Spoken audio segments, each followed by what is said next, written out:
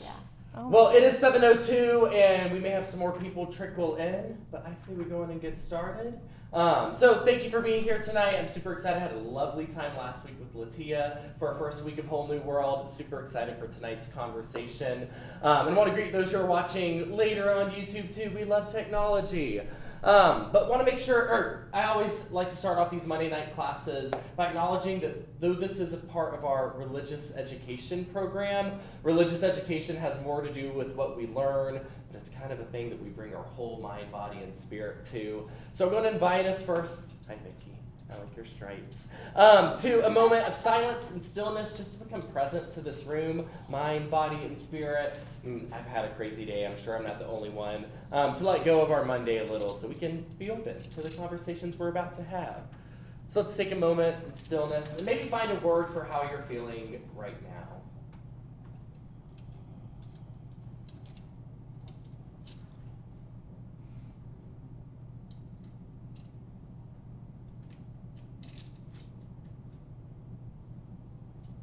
Well, my word, I think, is focused. I've been a bit frazzled today, but I've been focused the whole time. And I'm excited to focus on the conversations we're about to have. And so this is our second week of our Monday night class, Whole New World. We are spending 3 weeks with different leaders based here in Kansas City, doing ministry in Kansas City, some right here in our neighborhood, but also across the country and beyond, to find out new ways of embodying God's wholeness in the world. So we are sick of hearing how much the world has changed. The world, it's always changing. We always knew that. But that was put in hyperspeed 3 years ago. The pandemic, all the political change, everything in between. But one thing that has not changed is that God is inviting us into wholeness as people of faith, especially as disciples of Christ. And so for those who were here last week, we talked a little bit about what this word whole means. I'm not just talking about like a whole pizza, but rather this more like deeper quality of life of wholeness, which for us as disciples, which we are all disciples tonight, this is one of our big words as a movement. So Sharon Watkins was our general minister and president before our current GMP, and one of her big gifts to the church was helping us name ourselves as a movement for wholeness in the fragmented world. And in her book Whole, A Call to Unity in Our Fragmented World, she defines wholeness as this. It begins as persons enfolded into God's welcome learn to love God back by loving neighbors near and far. And so her picture of wholeness is not just us coming to church and feeling good about our spirituality, but rather us being a part of this movement that the church is, that's bringing God's wholeness in the church and outside of the church. So part of what we're doing over these 3 weeks is exploring how churches are not just doing church, but bringing wholeness to the wider world. We also talked a little bit more, and I won't give all my reflections that I did last week, about this parable from Luke 5. I think it's in a couple other Gospels as well. Another clergy person in the room may correct me. This is one of my... We would not dare correct you in your own place. I did grow up in a Bible church. We would not correct you in public. This is one of my favorite parables, although it's not the most known one. And it goes like this. It says, Jesus also told them a parable. No one tears a piece from a new garment and sews it on to an old garment. Otherwise, not only will one tear the new garment, but the piece from the new will not match the old garment. Similarly, no one puts new wine into old wineskins. Otherwise, the new wine will burst the skins and will spill out, and the skins will be ruined. But new wine must be put into fresh wineskins. No one, after drinking old wine, desires new wine, but says the old is good. So with all of the change that we've had in our world recently, we are craving new wine, but we need new wineskins to do that. I think that's especially true for us at Country Club. We're in the middle of celebrating our 100-year anniversary, with which we've used this language of the next 100, trying to discover what God is calling us into. And I think we well know that we can't just do what we've always done, but this new wine that we're finding in this current moment requires new wineskins.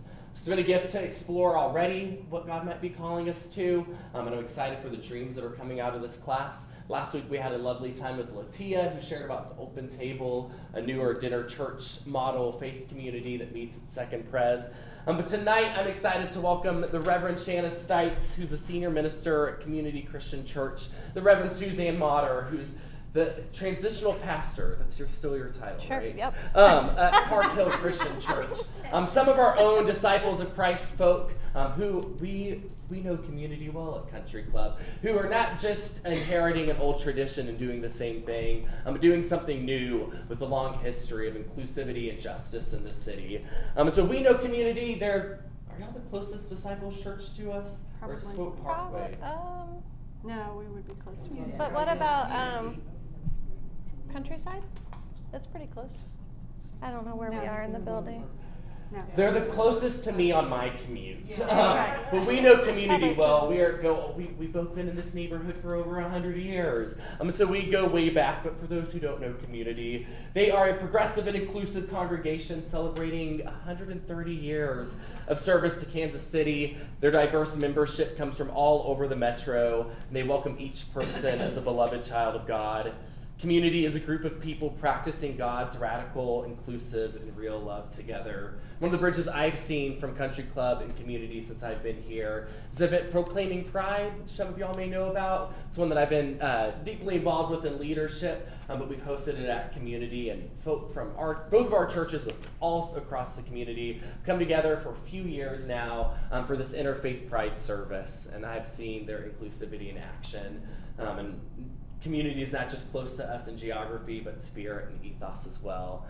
So they have some exciting stories to share about some of the transitions going on. So I'll let them get started, and then we'll have time for Q&A. But can we greet them with a soft round of applause? Y'all feel a long way. Yeah, I know. Well, thanks for having us. Thank you. And thanks to Tyler, who we adore. Not in the best sense of the way, not in a condescending, ageist sort of way, considering one of my children is almost, he's almost the age of one of my children. So I have grandchildren. Right? So Yeah. I have great nieces and nephews his age. I don't have any children, but yeah. But But I will say, I learn a lot from Tyler. One of his best friends was one of our. She was our most recent seminarian in residence. We refer to her as our young Jedi, who has now, we have now sent her off into the wide world. And I only mention her because she's going to come up and what we're going to talk about here in a few minutes. So if I move my chair, will I mess up your camera? No, not at all. Move it right. I just feel like I'm a long way from y'all. You're still. I'm looking at you over there to make Am sure I you're still in the shot. Okay, can we So move that forward, means I have to Suze? move. You did not I just feel like talk to me about moving. But Sorry, we can I do just it. felt like we we can were do a it. long way. We're flexible. jump a row. You're all right. We can jump a row. Really? We can't. You want us? We're almost in reach now. We're almost in a circle. No, she's like, no, y'all move. I'm not moving. Off you go. Oh, she's There's like, no judgment about that. You can sit you wherever. stay where you feel safe, right? So We tell our kids, you know what feels right in your body. That's right. So if that feels like That's the right right. spot, you gotta. that's right. So we had not planned. I did not know that Tyler was going to lead with one of our general minister and president's lines, but we wanted to lead with a general minister and president line. And please, there's not very many of us. I know that I don't want to totally upend Tyler's apple cart, but if you have questions as we're going along, just interrupt us, holler at us, and if we're getting there in a minute, we'll let you know. And Susan and I are pretty fluid. Suzanne and I, while we have been on staff at Community, I just celebrated my 8th Easter at Community Christian, and that means you just did 6 at Community. But Suzanne and I have known one another for more than 20 years. We were students together at Bright Divinity School. We were just mere preschoolers. Right? You were a preschooler. I was there after a stint as a university right, fundraiser, right. and Suzanne introduced me to my spouse, so that means I am forever indebted. Yeah. And once upon a time, when we were young, bright-eyed seminarians, we had this notion of what it might look like someday to serve together on a The staff. dream team. Of all the trouble that we would get into somewhere. And we have spent the last 6 years also with Suzanne's clergy spouse, Reverend Ryan Motter, who is also on our clergy team. We have spent the last 6 years living into that wide-eyed dream of 20 plus years ago, and it has been a real gift. But I wanted to start with, Tyler mentioned Sharon Watkins, but our most recent General Minister and President, Terry Hord Owens. So about a year and a half ago, she put out a prayer for the church. And we used it and built an entire worship series around it. And so in January of 2022, our first quarter worship series was called Come and See, and it was built around what? There's music. I just turned it off. Okay. I thought, I was like, you're hearing it, I'm hearing it. Where is it coming from? Okay. I like that background music quiet. I know. Too quiet. Right? So Sorry. Terry had a prayer, and it was called I Want a Church. And we built a worship series around her prayer entitled I Want a Church. And I should have probably sent it to Tyler to put it up on a screen. And if Oh, I'd it should have have been, been our, I didn't our realize video. there was. There Oh, Tyler. How did you do that? Good. Because I gave you our script. Oh, you're magic. Okay, so It's the iPhone copy and paste from a photo. God so. love you. You're so good. So you took the photo of what I gave you like 10 minutes ago. Magic. This is why you hire millennials, friends. That's why we have a that's why we have a staff full of them.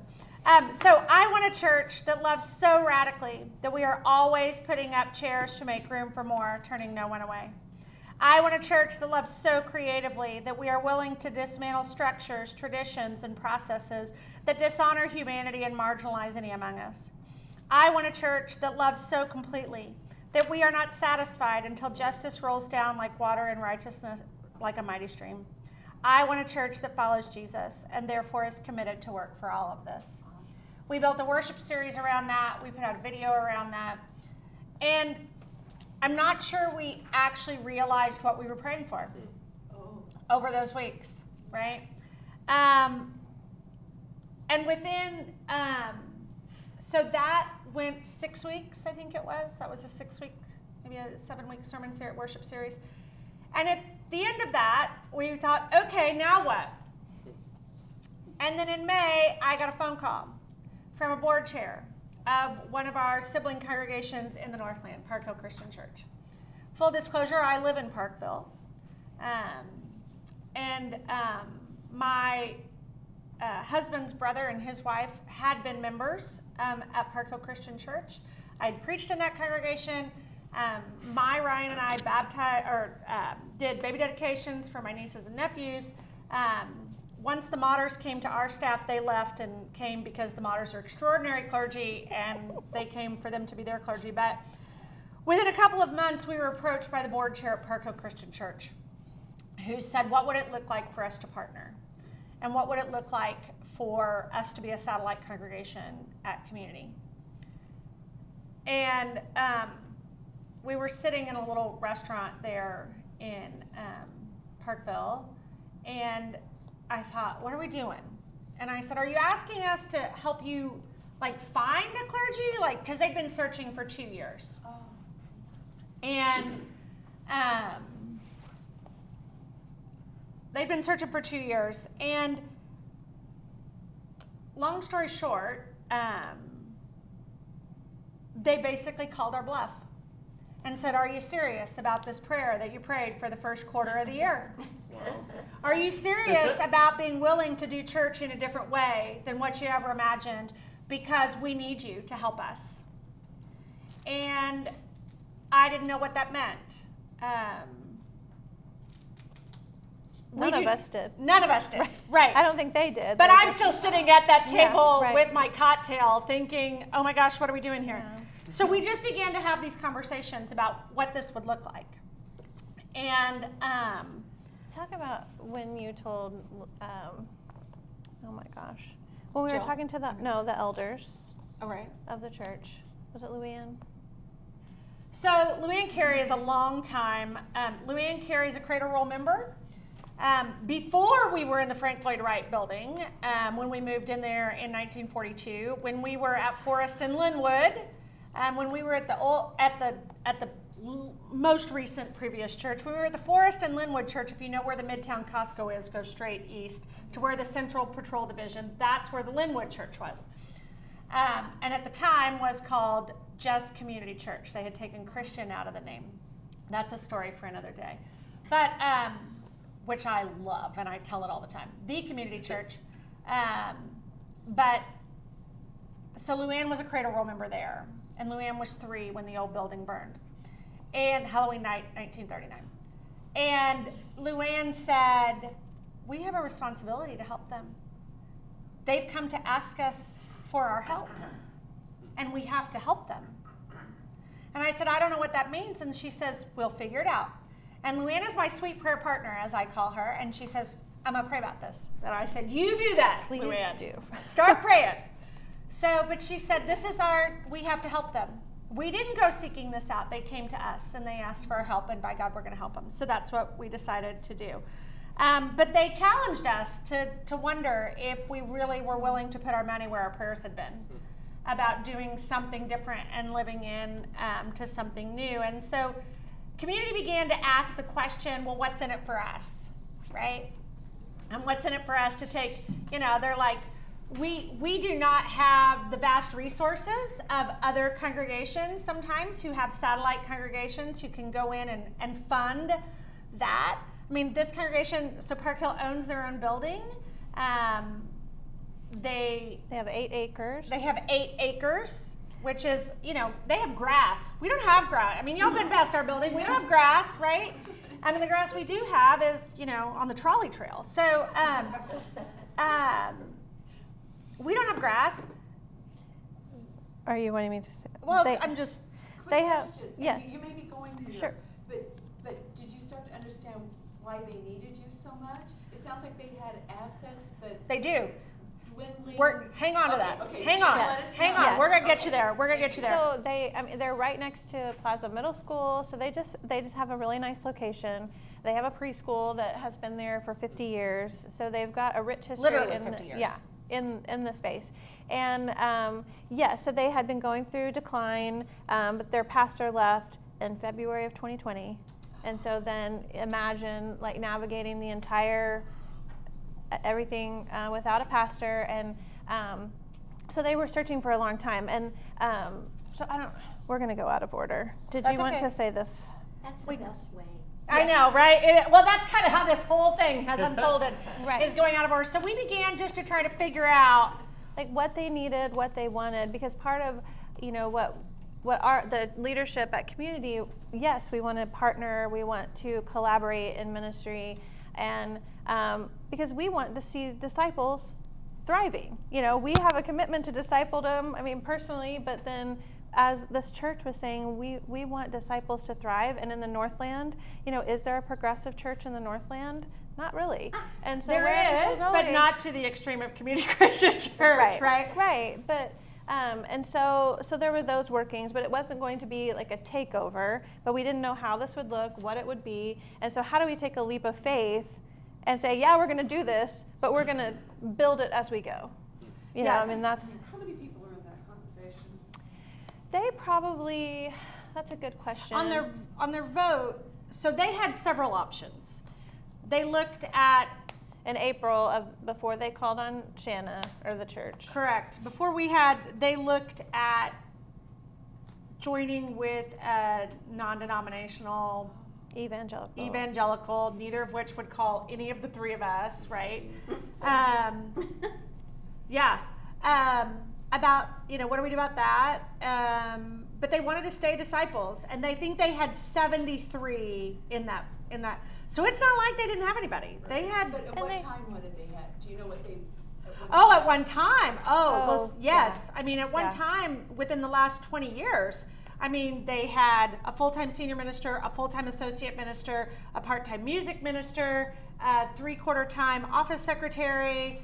They had. What would that be? Like 200? Yeah. 150, I would think, in worship to 200. They were thriving, always had tons of kids at camp. They still have 2 youth who are on the cabinet the regional cabinet. So they have youth. They haven't had youth group in the whole time these kids have been in youth. They have not had a youth group.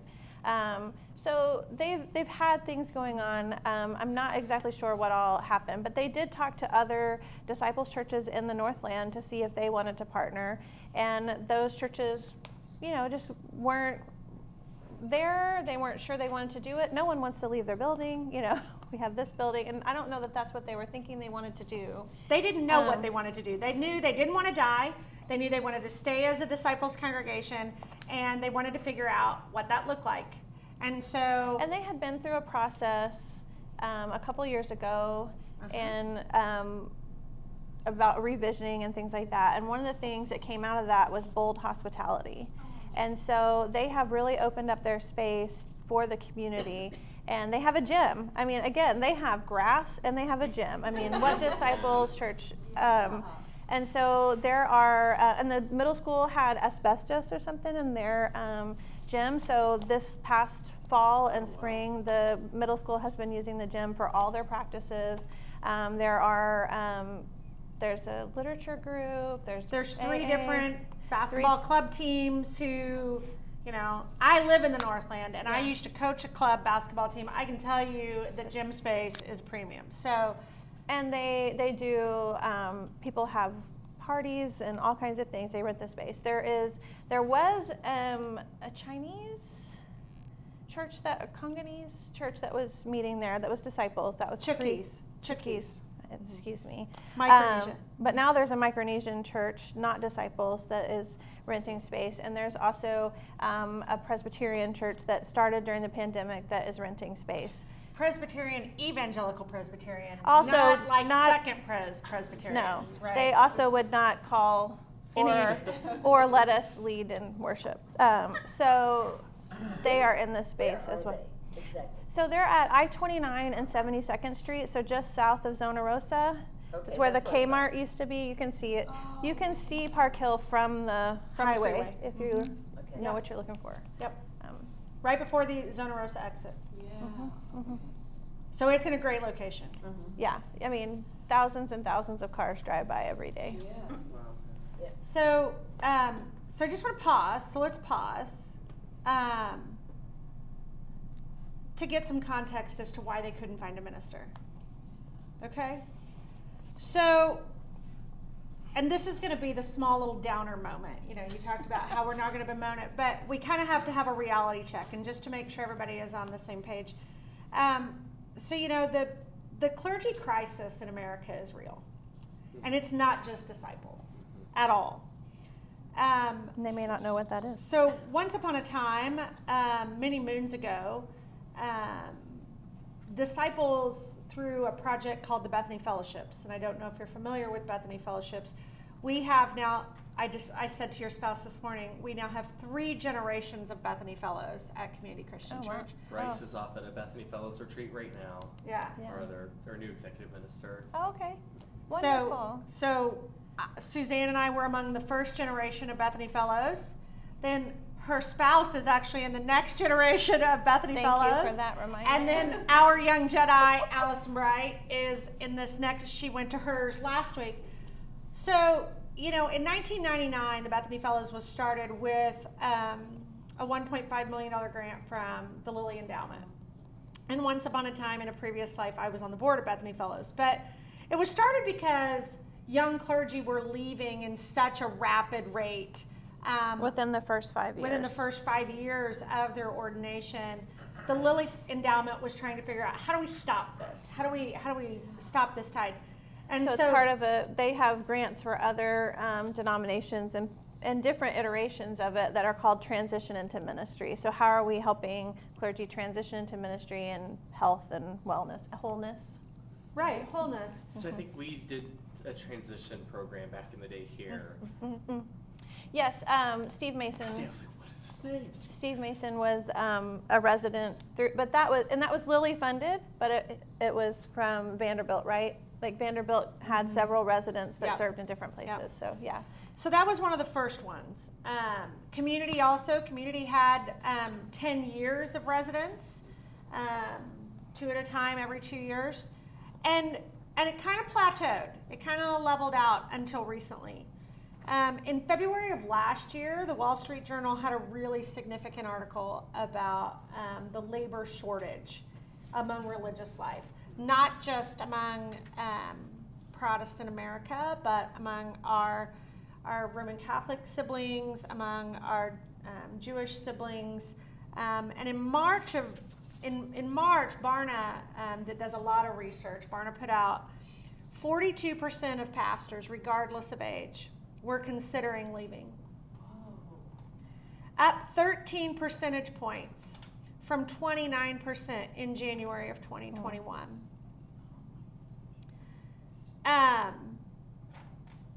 I will say to you that was last March. Barna put out a new report in this March, and the numbers are worse. Barna has explained that stress and loneliness are the top 2 factors in that. The reality is that most congregations employ solo senior pastors. And they're out there doing this all on their own. Yeah. They're doing administration, they're preaching, they're doing pastoral care, they're in solo pastorates, and they're doing it all by themselves. And carrying the grief and fear and anger. Carrying all the that everyone things. is, yeah. And so you pair that with this mass exodus of clergy, with the largest group of clergy in America that has ever been, the boomers, that are now moving into retirement. And pair that with the fact that earlier this spring, for disciples at least, the Office of Search and Call reported the highest number of congregational openings ever. With the smallest amount of people in With the circulation. smallest amount of people in circulation. Yeah. So I sit on the ordination and standing committee for the Greater Kansas City region. Anybody want to guess how many people we have currently seeking ordination? We have, the Catholic diocese here has 3 people seeking ordination. And how many do they typically, do you have any idea what would normally be? Well, 20 years ago it was 45. Yeah. We have 0.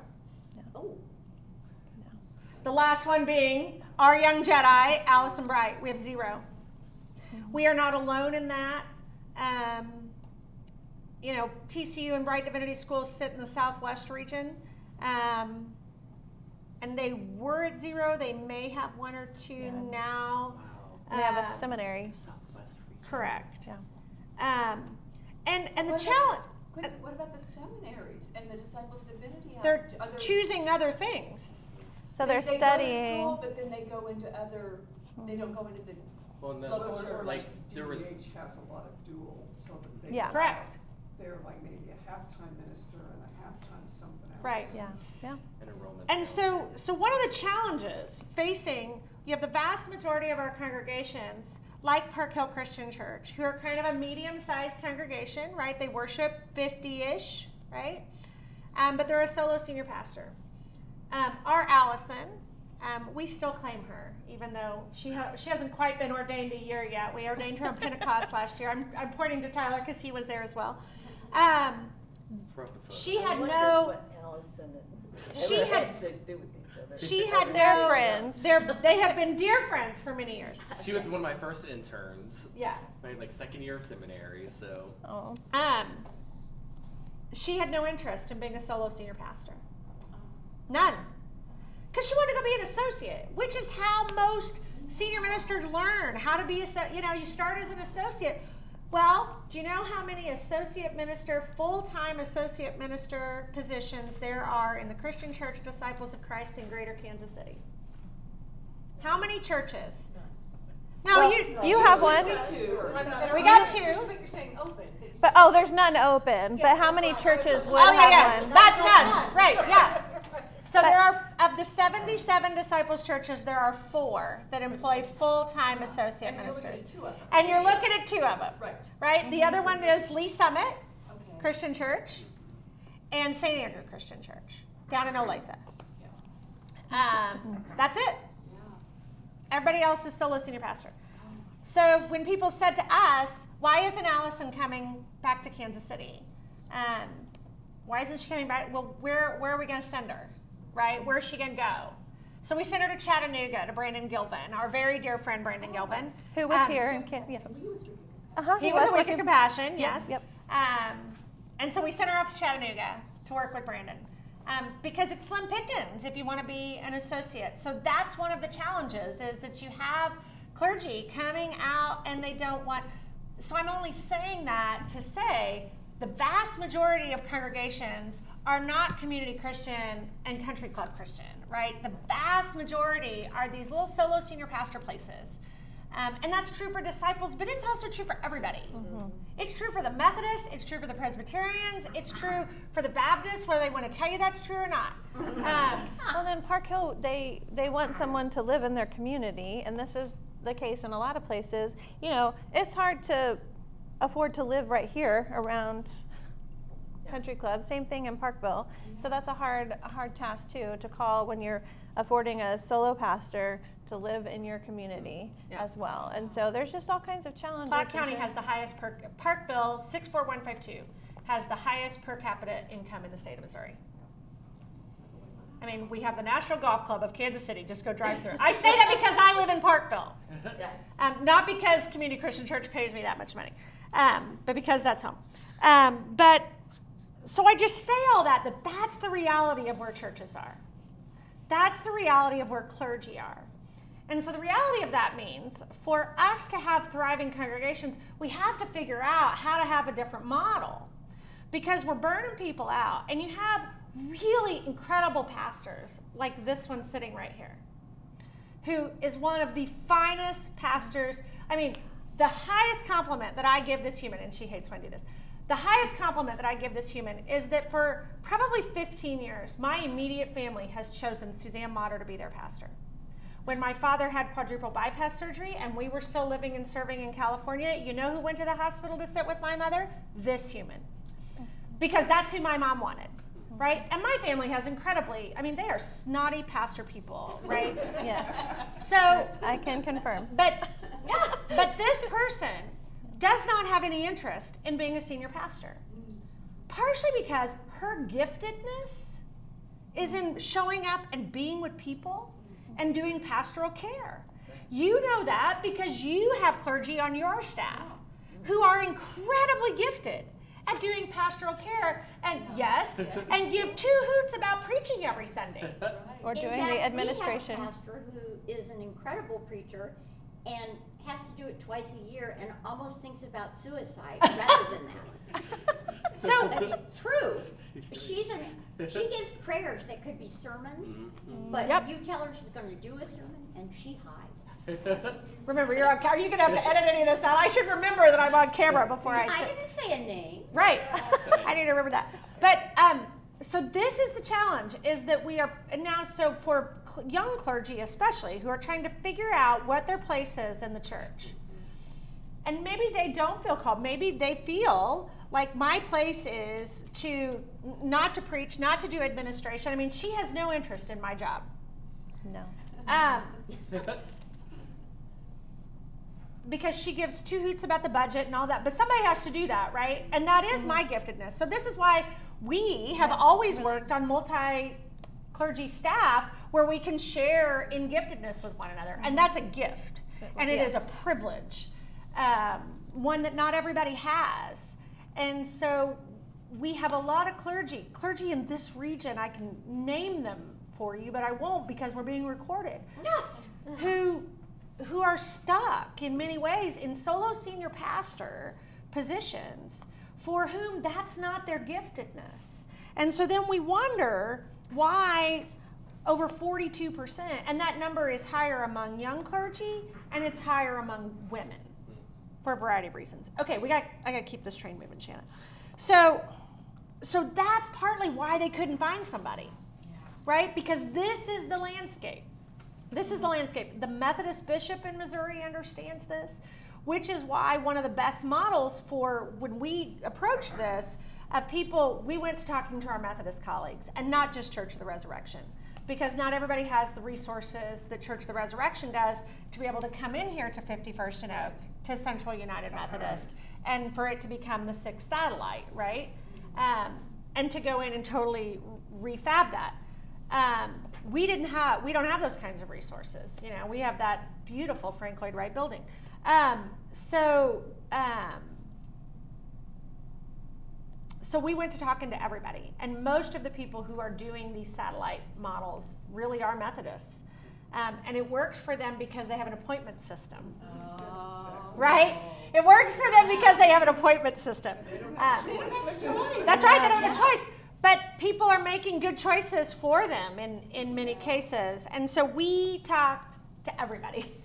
Everybody we could get that would talk to us.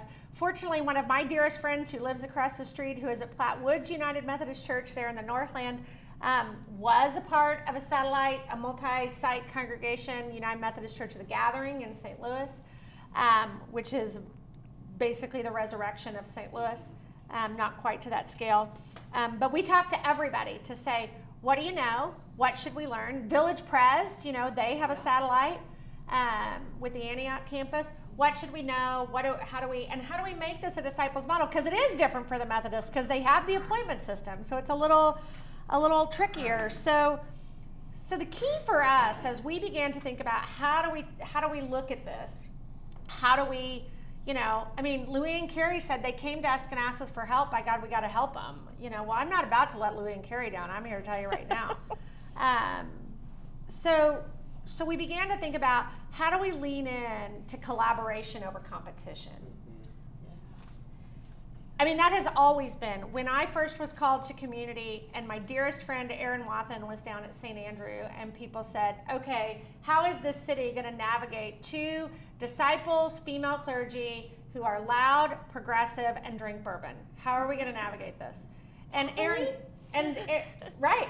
And Erin said, there is enough of Jesus to go around. I think we're going to be okay. But they came at it not negatively, but they came at it from this fear model of competition. And Erin and I began to say, this is about collaboration. How do we do things together? How are we going to share resources? And that's where we started with Park Hill about how can we share resources. We have some of the finest musicians in this city employed at Community Christian Church. And you all do too. We just have, Tim Whitmer. Well, we do have Tim Whitmer. We have others as well. But so how do we share that, right? They couldn't figure out how to get a sub for their accompanist at Park Hill, right? They couldn't figure that out. Mm-hmm. So seriously, I can't send them Tim Whitmer, right? I got 2 accompanists. We can send our 10:30 accompanist to the 8:30 service so that Tim, now we don't do that every Sunday, but by God, we can send him a sub, right? So we began to think about how can we have these shared resources as my executive coach began to help me with the language about how are we advancing the brand? How are we advancing the brand of disciples? How are we advancing the brand, at least of Community of Christian Church, of being an open and affirming congregation working in areas of justice and inclusion? How do we do that? I live in the Northland. I want that for our community in the Northland in expanding ways, and Platte County is moving into that, regardless of what other people might think. So they had an interim. I thought maybe some background. They had an interim who was there and then left about when they were kind of deciding if they're going to close, if they're going to merge with a different evangelical church or stay disciple or close their doors. And so that person's time was ending. They called another interim who was just going to be there, I think 4 months. It was like a really short time period of just filling in a retired person. And so they were really feeling the struggle of, we have to have something happening in this meantime as we're talking about possibly collaborating, and we're seeking some grants from the region for how do we do this? How do we gain support and stuff? And so that's when we decided that I would go, because I was like, I can go, I can love these people. I don't want to be a senior minister, but I'm not a solo. They just needed somebody to show up and love them. Right. They truly, and put together worship. that was, they just wanted that. Do you And have so. to preach? No, so that's the other thing that we're doing. And so I'm not alone. I'm not having to just go to this. Now, it feels alone sometimes, but I also we're sharing in that. And so I know that we're doing things together, and we're sharing the worship series and all those things, and the worship order of worship for every Sunday. And so that's what we're doing. I lead worship every week, and so we're using the sermon series that Community is doing, so we're all kind of on the same page. But this last month has been really different for how we're doing it. But typically, the sermon is Easter streamed in. throws a Yeah. kink in our plan, but Right, because the Park Hill is a week behind what Community's doing, and so Shanna, they re-record the sermon and then we stream it so that she can speak directly to them. And she moves around on the pulpit, so it's just easier to re-record it so that it's nice for Park Hill. But then that gets tricky when you have Easter and then a week behind, so then we're like 2 weeks behind or whatever. Couldn't So just push Easter back a week. I know, you can't. we didn't. We could have celebrated Orthodox Easter There for you them, go. right? We could have pulled that We off. could. So we've kind of had Easter for 3 weeks, a little bit, but We've had Easter for 3 weeks. Right, We I did mean, the it's- 24th chapter of Luke. It's we're- all 3 chapters. Easter tide. That's right. It's we're resurrection people. So so there's that. But then on fifth Sundays, Community only has 1 service rather than 2. So Shanna's able to come be in person, because part of this is we want the incarnate. Like that's what we're all about, and being present. And so but Ryan. She's married to a Ryan. I'm married to Ryan. So my Ryan, the associate at Community, when he preaches, he also comes in person. I preached one Sunday. We had a guest preacher. So they've had some live people. We But, try to commit to having 1 live preacher once a month. but Have it's somebody live. But Suzanne is always there live. The music is always there live. yeah. And This people- Sundays, yeah. I think people have been okay with it streaming, that we got so used to that during COVID that it's okay, and the rest of it is live, and that's not really why they're coming. They're coming for the rest of everybody in the community, and so we're making it work in that way. But that's kind of how that's functioning. We've shared a lot. There's things that Community can do because of its location, things Park Hill can do. We had a blessing of the animals, and so we had outside area that animals could come. We were inside because it was super windy, but again, the gym affords that. People could bring their dogs inside.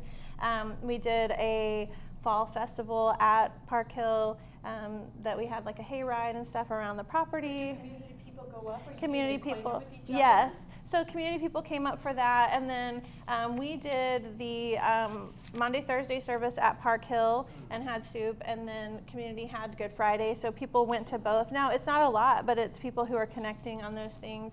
There were some other services that we've kind of done together, Yep. so that, and in the beginning, there was a sign up so that Community people, every Sunday there was someone from Community at Park Hill. And so it told the people, someone cares about me, there's other We have people 40. here. We have about 40 families from Community who live in the Northland. So we specifically asked some of our Northland families. Yeah. It's a little different to ask somebody, who Lives in South Olathe, yeah. Right, it's who a live little further. Lee Summit, Yeah. to drive. But for some of our folks, they drive right past there. Mm-hmm. Literally drive right past there to get to Community.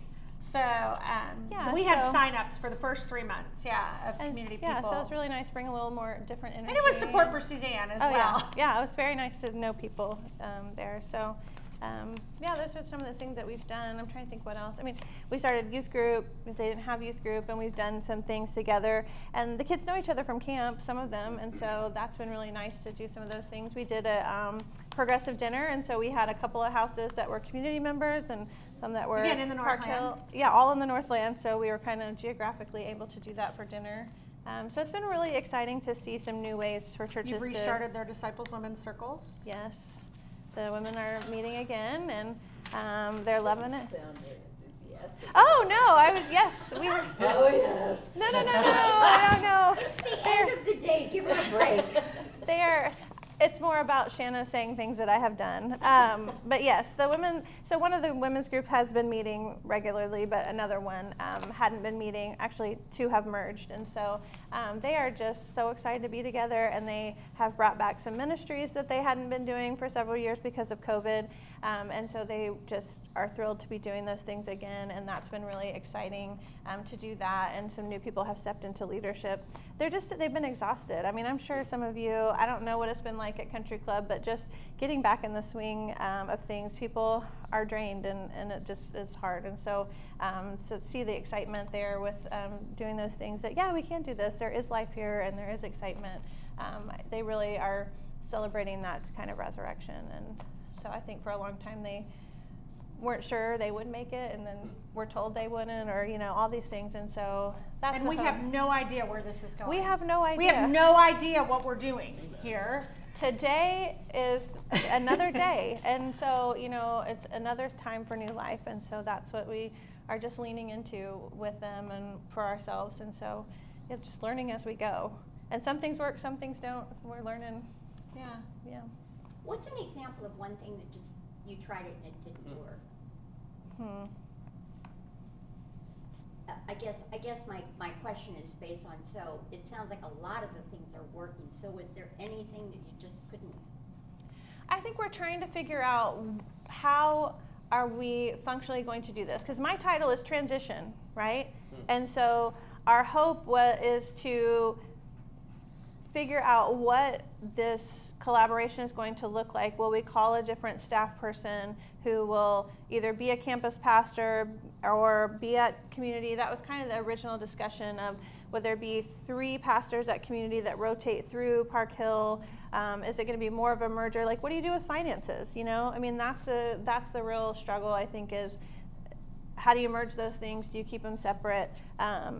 And so I think that's kind of where we're not quite sure yet. And that's especially true if you've got some community people going up to Park Hill on a regular basis and vice versa. Because then the finances get really. Yes, those people are committed to community and are not necessarily giving their offering to Park Hill. I say this carefully because we're being recorded. There's Matt for our questions too. I know.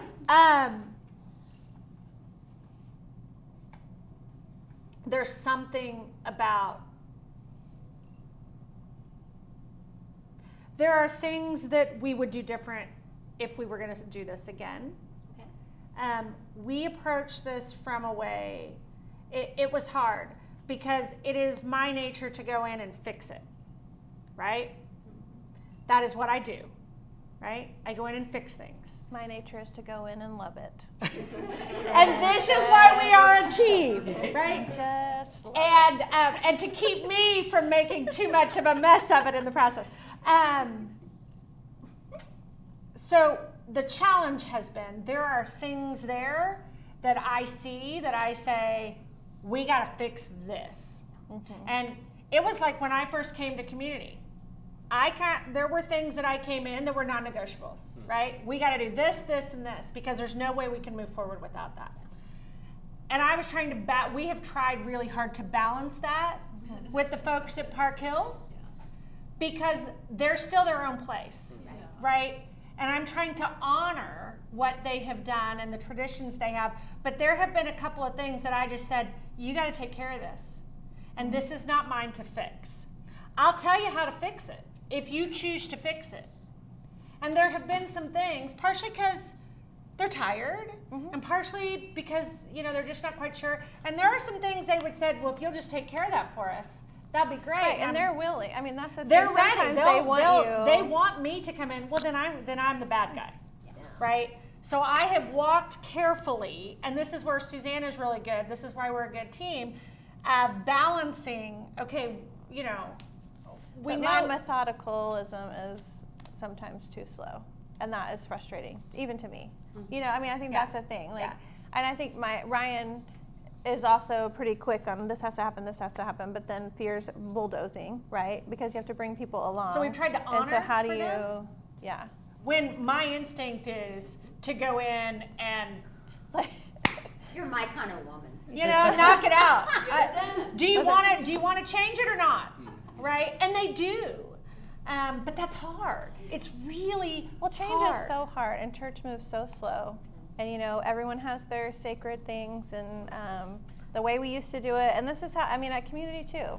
We are still living in things that we used to do before COVID, what we used to do in the 50s, and we just can't go back to that.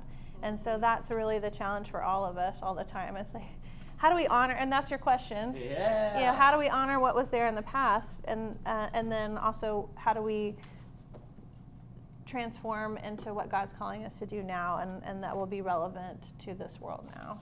Let's use that to pivot Yeah. to our formal Q&A, and more stories will emerge. But we're asking everybody as part of this whole new world series 3 questions. Kind of think of that new wine, old wineskin model. Like, okay, we're in new wineskins, or we have new wine, and we're trying to build new wineskins. So the 3 questions are: what is one thing that we can hold on to as we're building these new wineskins from the old? What is one thing we can let go of?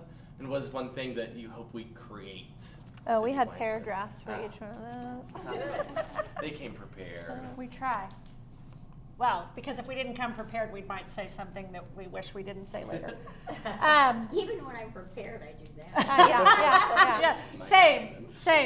Same. You know, the thing that I was thinking about of, you know, what do we hold on to is just the way we serve our neighbors, you know, and work for justice, I think, and care for people. I mean, those are different things, but still just the way church has been church of seeking justice. I think we hold on to those kinds of things. And they might shift or whatever, how we do that, but I think those are the things that we hold on to. Tell the elders moment from Sunday morning. Elders moment from Sunday morning. Rob.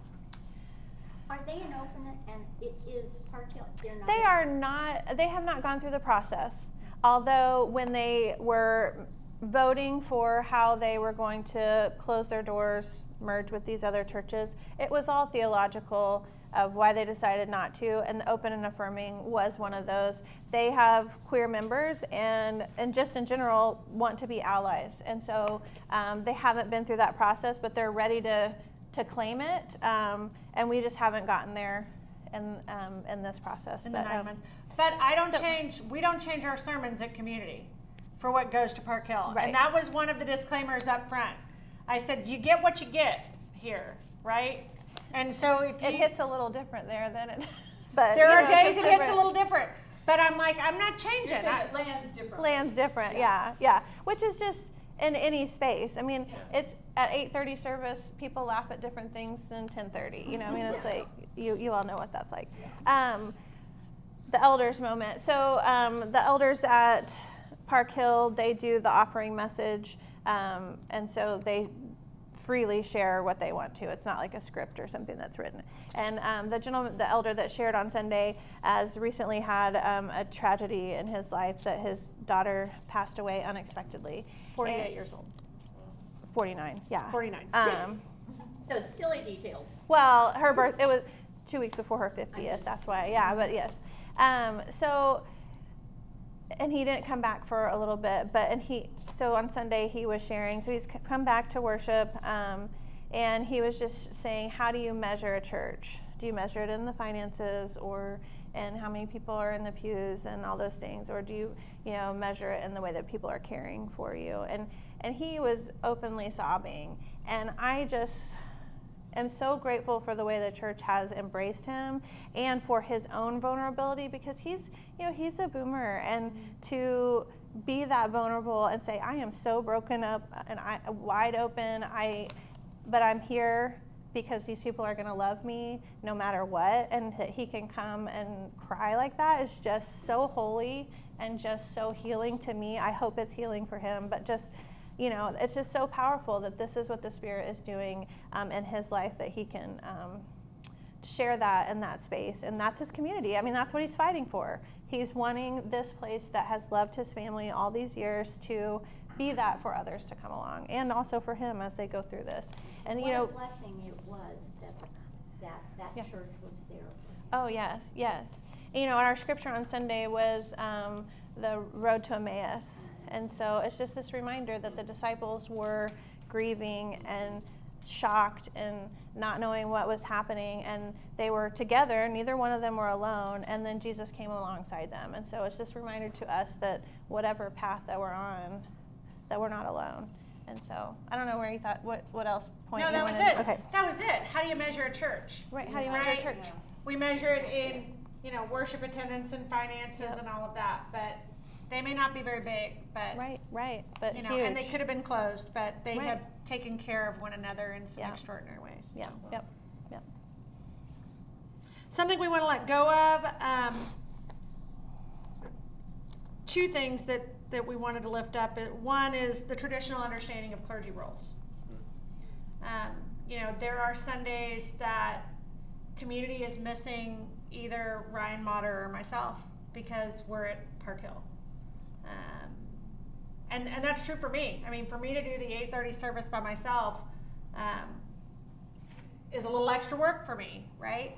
But we've made this covenant to share, and so this Sunday I will preach at Park Hill at 9. Then my trusty Uber driver, Mr. Steitz, will be in the car with a coffee from Parkville Coffee and a little those little protein balls, and drive me off to to community Before the benediction. Before the benediction Yep. of Park Hill. And they pull me up, and I get out, and they have my mic ready, and I slide on my robe, and Ryan does the call to worship, and we make it work, right? So I think some of that, but also, you know, for some of these congregations that are only able to afford a part-time clergy person, you know, but what are all of us got to have? We need to have skin in the game. How are we putting skin in the game? How are we investing and sharing so that we're advancing the brand, that disciples congregations are not just surviving, but thriving. Yeah. And what are we all willing to give up? What are we, you know, the community said, what's in it for us? And I said, what are we willing to give up for the gospel?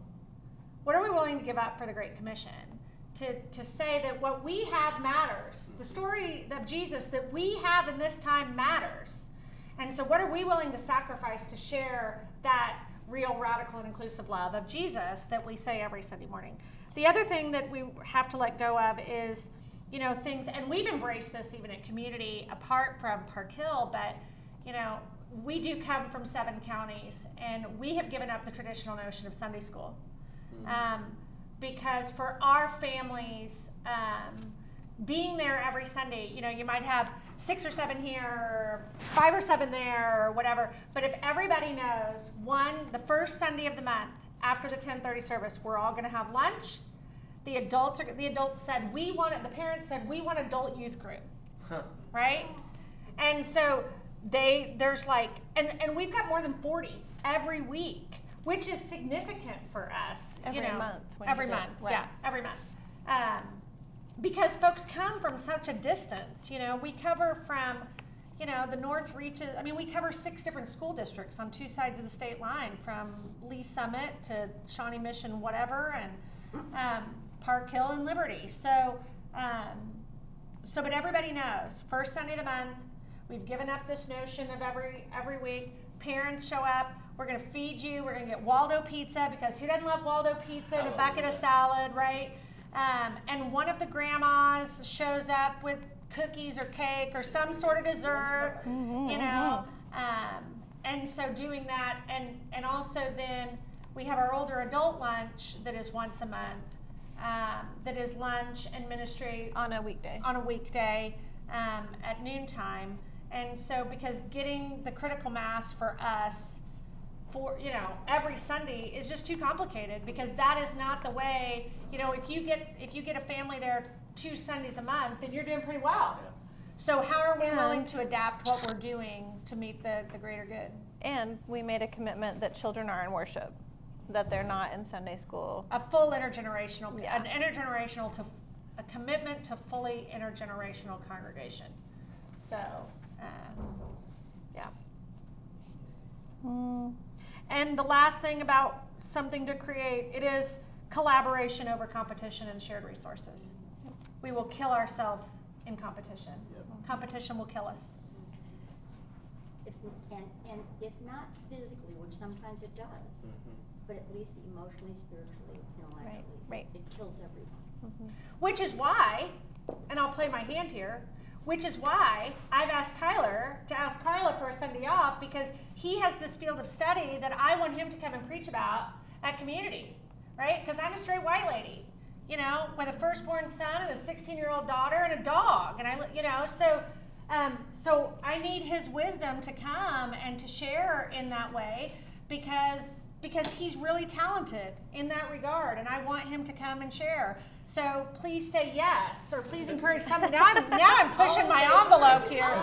Now I'm pushing my envelope. Now I've gone to meddling, right? But for the disciples, we need his voice in other places. And so how are How are we going to do that? How are we going to share with one another? All in favor, vote yes. And that Aye. can be, that's a ministry that Country Club can give in ways that are really powerful. Just like we could send Suzanne. It cost us. Suzanne was our children and families ministry. We had to figure out how we were going to keep doing what she had built from the ground up over the last 5 years. And we had to be willing, and some of us, not quite sure how we were going to navigate it, but to send her off to do this was scary as hell. You know, to say, okay, we're going to give up. We have one of the best children and families ministers, present company excluded. In the denomination, I'd put her up against anybody, and we had to let that go for a variety of reasons. I mean, that was necessary for a variety of reasons, but she had done the work and laid such a great groundwork that we have been able to pick that up, not in the same way, in a different way, but that she had built that foundation that allowed us to keep moving forward and to take the wine that she had created and put them in new wineskins to bring you full circle. So, And not because this was easier for me. and not because this is easier for her. Not easy. Do you know your Myers-Briggs type? Yes, INFP or J, I kind of switch. INFT/J. Okay. We're more of an Enneagram kind of congregation Yeah. over at But you're an community. ESP, or an ENFP, sorry, I've That's- been doing grant work all day. Mm-mm. Extroverted, No, intuitive, I'm an introvert. wow. You've But you're learned a over. J, you wanna get things done. I want to get things done, Yeah. but So do extroverted people. I know which hat to wear. I know which hat to wear. This space required me to have on my extrovert hat, so I was able to put that on. You did well. Every introvert has the ability to reject. It's just whether we want to do it or not, Exactly. and when we want to do it. Well, And how long a nap is going to come no, right it's after. it's about how you get your energy. That's right. Not about how you. Right. That's right. Right. That's Yeah, right. it. But Shanna is future oriented. I am past oriented. And so that is another way that it's helpful sometimes because she always has a plan and can always see the future faster than me processing some of it. And so, I'm always like, what can we learn from this? What are we going to, all those kinds of things. Let's celebrate what we did and go with that. And so, so those are kind of some things too that help balance. Which again, with that collaboration, when you have other people with other giftednesses. Right, when it's not about ego where she has to have the idea or I have to have the idea. It's how are we going to make this work and what gifts are you bringing? What gifts can I bring? And oh, that's really great. I mean, half the time we don't even know once we've talked circles around something like where it came from because it's God's Spirit leading and is what's going to be right in the moment. So. That's the best way to get I do have one question. Is there any insight that you all gained with this partnership that you say we should be passing this on? I think that's a really good question. How can we pass it on? What insights have we gotten? Is there are 3 or 4, there's other Northland churches, and there could be possibly others, who have asked what we're doing and have then thought, how might they be a part of it? How can, so there is that question of how do we do this in other places or encourage other churches to seek out collaboration? Because it's exhausting to be a solo pastor or just be in ministry. And so how can we lighten that load by not reinventing, the wheel every time or trying to come up with whatever thing? And, it's hard because in each setting, it needs different things, right? I mean, that's why we have different churches or why you preach differently in different settings. But I don't know what we've learned about how to pass it on. I think we pass it on in what resources do you have at Country Club Christian Church that you can share with other disciples congregations, I've given you one, right? That I'm just using that as one example of a resource that could be a really powerful voice to share. I think how for all of us are we willing? And I come back to Louie and Carrie. What is our responsibility as a church with more resources and more staff and all of that? And what was our congregation? I mean, it was anxious for our congregation to say, what are we going to lose in this?